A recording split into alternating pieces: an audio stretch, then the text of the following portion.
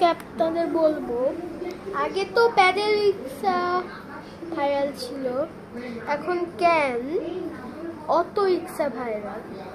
আগে গল্পটা বলি, আগে বলতে পারেন প্যাডেল রিক্সা ভাইরাল ছিল, তারপরে অটো রিক্সা আছে। অটো রিক্সা হলে অটোই যায়, মানে ব্যাটারি চালিত, অনেক জোরে যায় আর ঠান্ডা বাতাস লাগে দেখে এটা এখন ভাইরাল।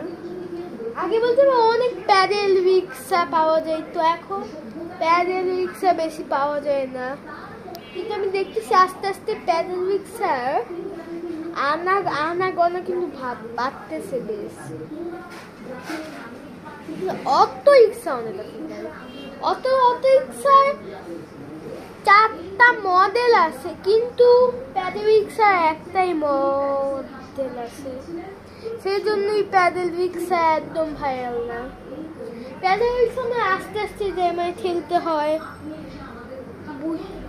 বুড়াদের অনেক কষ্ট হয় ঠেলতে, সেই জন্য ওরা অটো রিক্সা নিছে।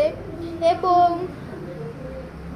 ছোটরা 20 বছরের ছেলেরা, 25 বছরের ছেলে, 30 বছরের ছেলে, ওকে বলতে পারেন অটো রিক্সা ইউজ করে, সেই জন্য অটো রিক্সা তো ভাইরাল।